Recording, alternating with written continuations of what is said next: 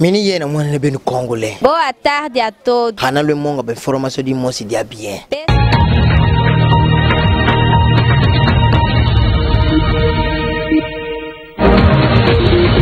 3298 décès ont été enregistrés depuis janvier dans le Kasaï. Ce nombre a été révélé par le député national d'Élysée Sanga au cours d'une conférence de presse tenue ce jeudi.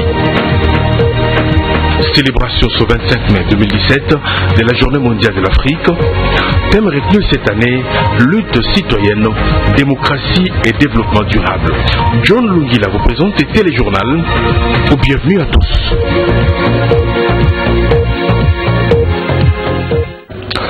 Bonsoir madame, bonsoir messieurs, bienvenue dans cette édition d'information. 3298, c'est le nombre de décès enregistrés depuis janvier dernier dans le Kasaï central. Ces chiffres ont été révélés par le député national d'Élysée Sanga.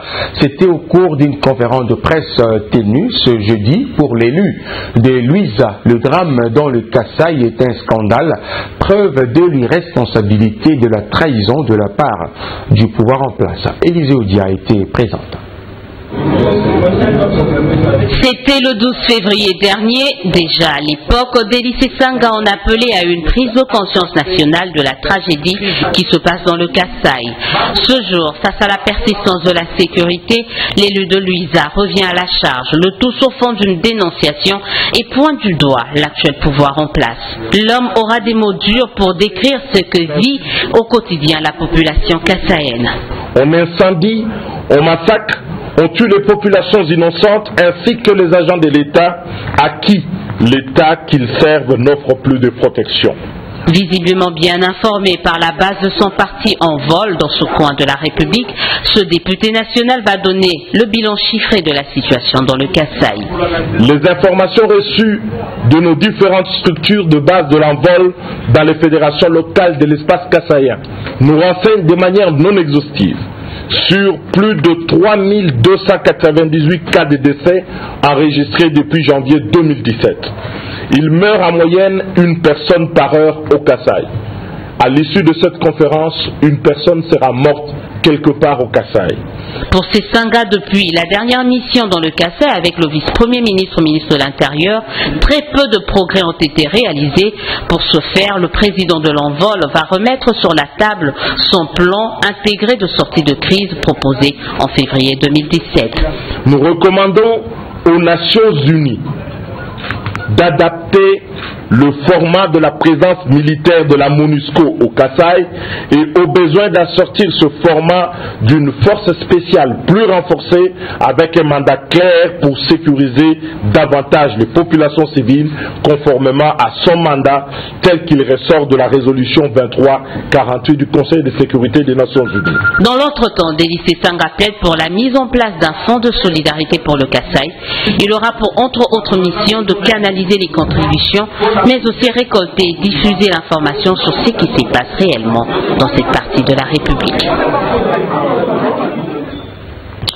Affaire Clément Kankou, Boukassa et Kamwina Sampou, le coordonnateur de la CAGE dit prendre note de l'annonce faite par le procureur général de la République de l'enquête pour l'implication présumée de Clément Kankou dans les exactions commises au Kasaï central liées à la milice de Kamwina Sampou. Georges Kapiamba exige par contre une enquête internationale sur ces dossiers car, dit-il, n'étant pas rassuré des conclusions qui pourraient résulter d'une enquête nationale. Suivez.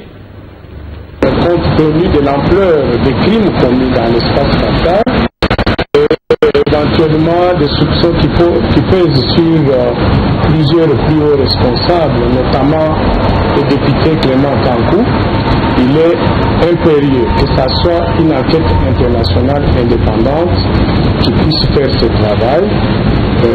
C'est celle-ci qui peut avoir beaucoup de moyens logistiques, financiers, mais aussi en termes humains, ainsi que l'expertise voulue afin de décortiquer toutes les informations, les témoignages et de boucher sur des conclusions rassurantes.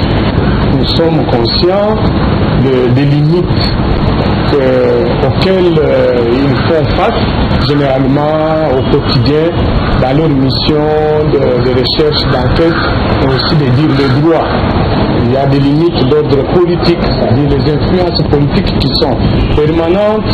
Il y a les manques de moyens financiers et logistiques, l'expertise qu'il faut en ce qui concerne ce type de violation grave des droits de l'homme. Donc, tout cela mis ensemble, nous pensons que dans leur intérêt, dans notre intérêt, dans l'intérêt du peuple congolais, mais aussi du monde entier, parce que les crimes qui sont commis là-bas, ce sont des crimes contre l'humanité qui ont un peu la conscience de l'humanité tout entière.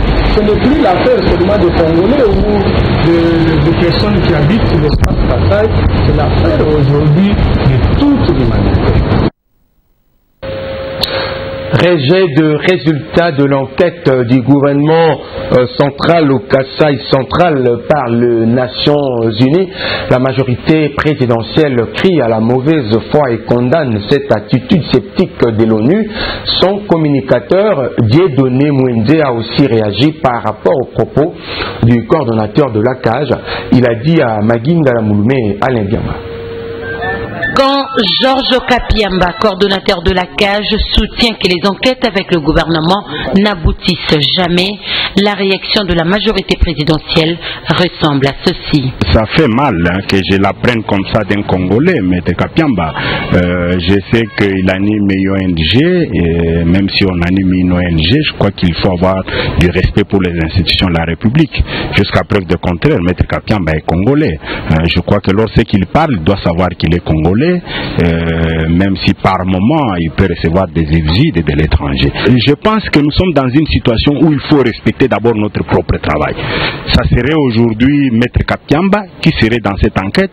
Est-ce qu'il dirait que les enquêtes qu'il mènerait sont aussi moins sérieuses? Je sais les motivations qui peuvent pousser M. Kapiamba, comme tous les autres, des ONG, des droits de l'homme ou des ONG internationales.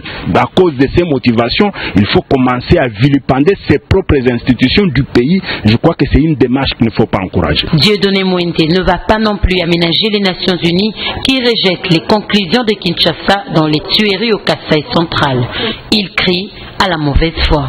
Les Nations Unies ne peuvent pas mener une enquête sérieuse et de manière adéquate dans les Grands Kasaï sans l'appui de la République démocratique du Congo. Donc vous comprenez que nous sommes dans une situation où nécessairement il faut que les Nations Unies comprennent que la République démocratique du Congo est un pays souverain qui a des institutions et des services appropriés pour mener des enquêtes également appropriées et que toute démarche dans le sens de vouloir connaître la vérité sur ce qui s'est passé de manière dramatique d'ailleurs dans le Grand Kasaï ne peut pas se faire sans l'appui des institutions de la République démocratique du Congo. Mais dire qu'ils peuvent mener leurs propres enquêtes sans notre appui, je pense que ça sera un rêve. Ce communicateur de l'AMP soutient sans rire que seul le gouvernement congolais dispose des éléments fiables pour une enquête minutieuse. C'en est fini avec les journées pharmaceutiques organisées par la faculté de sciences pharmaceutiques de l'université de Kinshasa. Un nouveau curriculum de formation de pharmaciens devra bientôt être mis en œuvre avec pour but d'améliorer le service du pharmacien à la population. Les travaux se sont clôturés à l'université de Kinshasa même. Alain Bionga est présent. Ces 3 journées pharmaceutiques ont été financées par l'USAID et managées par MSH. Après 3 jours de discussion sur le rôle du pharmacien dans la société congolaise, les participants ont reçu avec satisfaction les nouveaux curriculums de formation du pharmacien, un document qui répond aux besoins de développement sanitaire du pays. L'appropriation de ces nouveaux curriculums par les étudiants, parce qu'en fait, ce nouveau curriculum, c'est pour les étudiants. C'est d'abord ça. Donc, ils doivent s'approprier ces nouveaux curriculums. Et deuxièmement, c'est d'avoir l'accompagnement de l'autorité de tutelle, je veux dire les ministères de l'enseignement supérieur et universitaire. La faculté des sciences pharmaceutiques de l'université de Kinshasa a désormais aussi un nouveau plan stratégique, une réforme bien accueillie. Mais les pharmaciens, je crois, quand nous allons à la pharmacie, c'est aussi un agent de santé. Et c'est souvent à lui qu'on pose la question, dit mais regardez-moi j'ai ceci, qu'est-ce qu'il faut que je prenne? Donc vous devez bien tenir compte de cela. Et je crois la réforme que vous venez d'opérer aujourd'hui est pour cela donc la bienvenue. Le pharmacien étant aussi un agent de santé, un référentiel de ses compétences a été aussi disponibilisé à la satisfaction des participants. Nous avons commencé le lundi à l'hôtel Béatrice. Nous avons continué ici hier et aujourd'hui. Tous les sujets ont été examinés et il y avait à tout moment beaucoup de gens qui étaient dans la salle qui ont très bien suivi tout. Donc je suis vraiment content. Il faut signaler que tous les doyens des facultés des sciences pharmaceutiques de toutes les universités de la RDC ont convenu d'appliquer les nouveaux curriculums de formation dans leurs facultés respectives. L'actualité ce jeudi 25 mai, c'est aussi la célébration ce jour de la Journée mondiale de l'Afrique. Thème retenu cette année, lutte citoyenne, démocratie et développement durable. Occasion pour chaque pays d'Afrique d'organiser des événements dans les buts de favoriser le rapprochement entre les peuples africains. Suivez. La Journée mondiale de l'Afrique commémore la création en 1963 à Addis Abeba, en Éthiopie, de l'Organisation de l'Unité africaine, à laquelle a succédé l'Union africaine en 2002. De nombreuses activités et cérémonies sont organisées à travers le continent. La Journée de l'Afrique a pour objectif de rapprocher les peuples africains, raffermir leur foi en l'intégration et populariser l'idéal d'union du continent africain pour la libération, le développement et le progrès économique. L'Afrique est considérée à juste titre comme le berceau de l'humanité, à l'origine d'un grand nombre de peuples, des langues, des religions et des traditions. Cette année, la Journée de l'Afrique intervient à un moment où le continent consent des efforts importants en faveur de la paix, de la croissance économique, laissée pour compte et le développement durable. La communauté internationale entre dans sa deuxième année de mise en œuvre du programme de développement durable à l'horizon 2030. Des actions majeures engagées en faveur de la lutte contre la pauvreté, les inégalités, l'instabilité et l'injustice dans le monde. À noter que l'Afrique fournit la majorité des soldats de la paix partout dans le monde. Les nations africaines sont parmi celles qui accueillent le plus de réfugiés et qui font preuve de plus de générosité à cet égard. L'Afrique abrite certaines des économies dont la croissance est la plus rapide au monde. Célébration également ce jeudi 25 mai de la journée du patrimoine mondial africain, une journée proclamée par l'ONU afin de mieux faire connaître le patrimoine africain à travers le monde.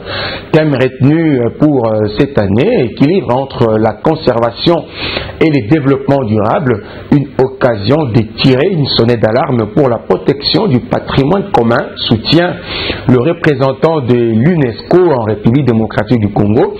La cérémonie s'est déroulée à l'Institut des musées nationaux du Congo. Dora Kabadi nous en parle. Cette journée du patrimoine mondial africain est l'occasion de commémorer la richesse culturelle et naturelle de ce continent, car dès nos jours, 23 sites africains sont inscrits sur la liste du patrimoine en péril. Un seul message ces jours, c'est agir plus rapidement pour sauver ces sites menacés. J'appelle en ce jour tous les acteurs africains, les États, la société civile, les communautés locales à s'approprier la protection de cette richesse incomparable. Je rends hommage à toutes celles et ceux qui luttent chaque jour, parfois même au péril de leur vie, pour protéger et partager ce patrimoine unique de l'humanité. Présente à la cérémonie, la ministre des Arts, Astrid Madia, interpelle les autorités pour le cas de la RDC à la préservation de 5 sites d'intervention ci-après. Cette interpellation nous conduit à agir aux côtés des gouvernements, des communautés locales et des sociétés pour protéger ces ressources les plus précieuses du continent. La République démocratique du Congo a l'avantage de compter ces 5 biens inscrits sur la liste du patrimoine mondial. Il s'agit des 5 sites naturels suivants: les parcs de Virunga, les parcs de la Karamba, les parcs de Kaouzi-Bienga, les parcs de la Salonga et la réserve de faune à Okapi-Ipulu. À la lumière de nombreux défis rencontrés par le continent africain, l'UNESCO encourage ainsi l'implication effective des communautés locales dans la gestion du patrimoine culturel. Sachez également que l'observation des luttes contre la corruption en Afrique centrale, en sigle OLCAC, s'est entretenue ce jeudi avec d'autres organisations de la société civile au cœur des discussions, finalisation du plan de communication du projet de renforcement de capacités d'appui pour l'application citoyenne dans le suivi de politiques publiques, une lettre de mission du gouvernement adressée au ministère de l'Énergie, Transport et Voies de Communication. Chantal Kabassoa, s'en parle. Cette rencontre de l'Observatoire de lutte contre la corruption en Afrique centrale, OLCAC en sigle, et les 8 organisations de la société civile a permis d'échanger sur la finalisation du plan de communication des résultats obtenus par l'OLCAC suivant l'exécution de la lettre d'émission du gouvernement adressée au ministère de l'Énergie et celui des Transports et Voies de Communication, tel que l'explique ce point focal de l'OLCAC. Nous voulons que la population sache qu'il y a les lettres d'émission, sache qu'il y a des actions qui ont été programmées en faveur de la population et que la population apprécie et propose les indicateurs et des résultats qui répondent aux besoins de la population. Du côté du président de l'OLCAC, l'on signale la lourde tâche dans la collecte des données au sein des ministères susmentionnés. Sabantou Mwamba appelle la population à s'approprier ces recommandations. Et lorsque le gouvernement envoie, si vous voulez, des lettres de mission, je peux appeler ça facilement, de contrats-programmes que chacun des ministères signe avec la primature, avec le gouvernement. Il y a des cibles, il y a des résultats qui sont attendus et recherchés. Notre rôle en allant, c'est de nous rassurer que tout ce travail-là, les résultats qui devaient être atteints sont atteints. Tout ce que nous faisons, nous recherchons l'impact de l'action gouvernementale dans la vie du citoyen congolais. Est-ce que leurs besoins sont résolus, sont rencontrés? Lorsque vous suivez les radios, les télévisions, les citoyens parlent. Tout le monde a couranté, et les factures viennent, il n'y a pas eu de production d'énergie. Mais tout ça, comment l'OLCAC pourrait, elle, aller changer des choses?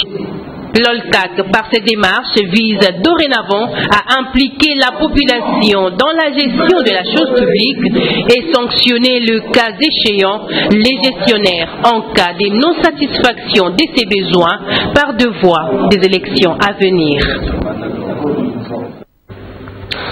Le mouvement Rien sans le Femmes a organisé ce jeudi une matinée d'échange sur le rapport d'analyse de la loi portant modalité d'application des droits de la femme et de parité en République démocratique du Congo. Il était question pour ce mouvement de sensibiliser le parlementaire sur les faiblesses et points forts de cette loi. Marcelin Chiswaka.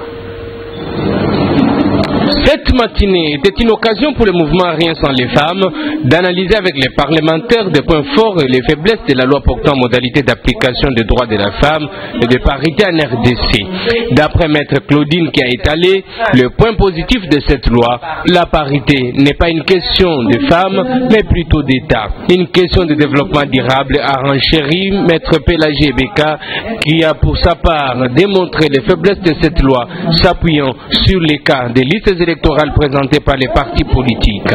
Voilà ce qui laisse dire à la ministre du Genre, Chantal Safou, que la parité devra être une lutte permanente. L'analyse que vous venez de faire sur les avancées réalisées prouve que nous avons encore du chemin à parcourir.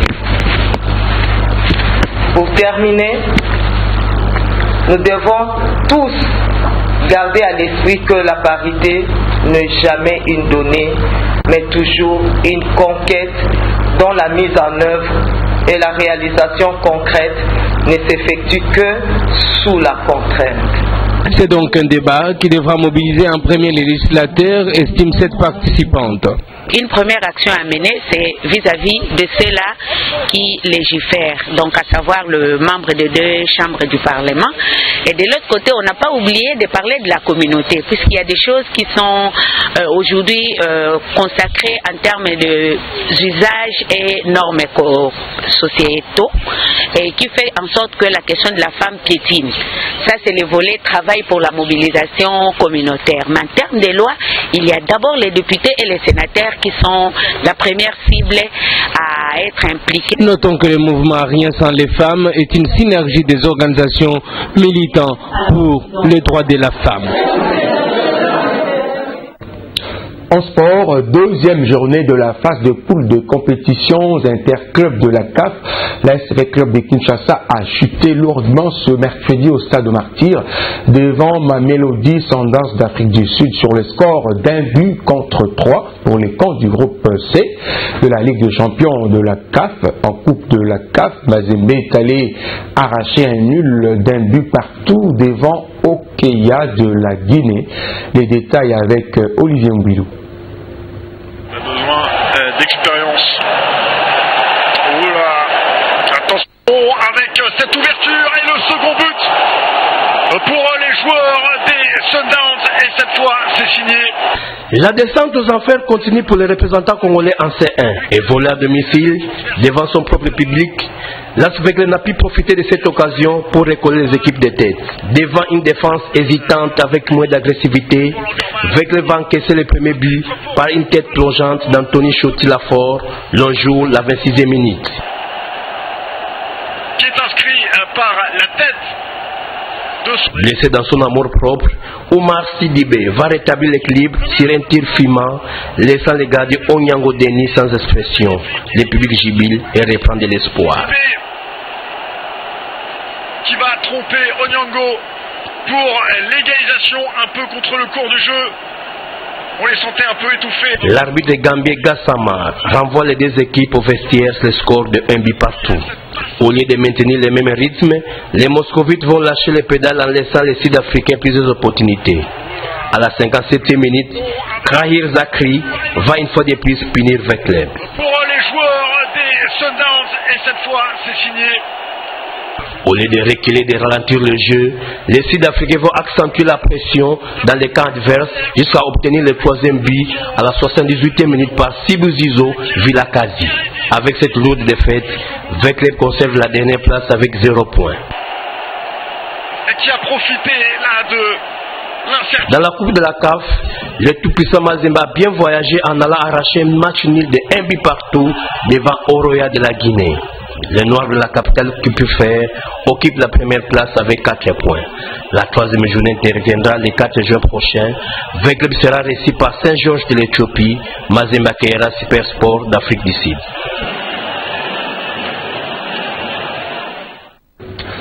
Madame, Messieurs, place à présent à la revue de presse. Bonsoir, Clément Kankou. Après le procureur général de la République, la CPI menace, constate Forum des As. Le quotidien indique que du côté de la CPI à la haie, la procureure Fatou Bensouda est sortie du bois par une déclaration. Elle fait savoir qu'elle suit de très près l'évolution de l'instruction ouverte par le PGR congolais. Au cas où elle n'était pas bien menée, elle serait obligée de se saisir d'office de l'affaire. Clément Kankou, dans les salles de rame, s'exclame le journal. Le confrère Notco, chaque jour qui passe apporte du sien au dossier. Pour preuve, le fait que dans un article intitulé « Il y a eu un deal entre les autorités et Clément Kankou », publié par Politico.cd, citant un proche du pouvoir non autrement identifié pour tenir l'affaire sous scellé. The New York Times tire sur la MONUSCO et Kinshasa, constate le phare. En quoi les graphiques, ce journal vient d'accuser la MONUSCO d'avoir fait montre d'une négligence avérée aussi bien en amont dans la protection des deux fonctionnaires onusiens assassinés au Kasaï central qu'en aval au chapitre des investigations ayant conduit à la découverte de leurs cadavres. Selon New York Times, la MONUSCO n'aurait pas pris des dispositions sécuritaires requises avant le déplacement de ces deux enquêteurs vers une partie de la République où l'insécurité était généralisée. Kinshasa sur la voie du suicide collectif rapporte la référence plus pour les journaux.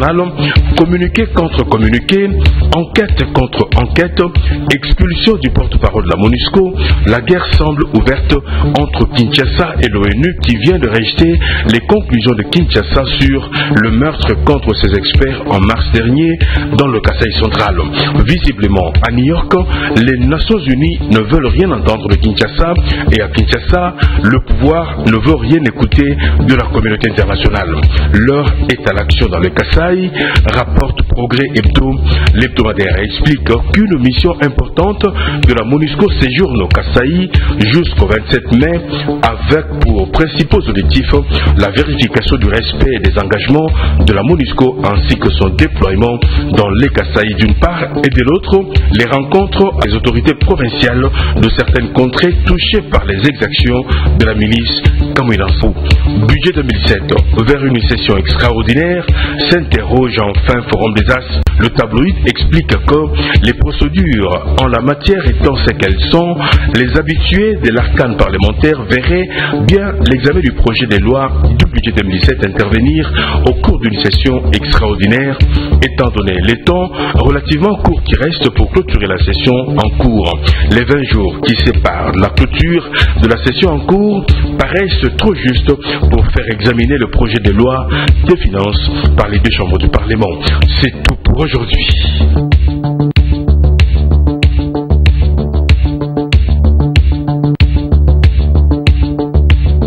Papi Mandeke et Alain Volikango ont réalisé ce journal. Quant à moi, je vous retrouve dans des heures à 21h, heure de Kinshasa, pour le grand débat politique de ce soir dans Table Ronde. À tout à l'heure. Mini yena mwana benu congolais. Boa tarde a todos. Hana le monga be formation di mosi dia bien.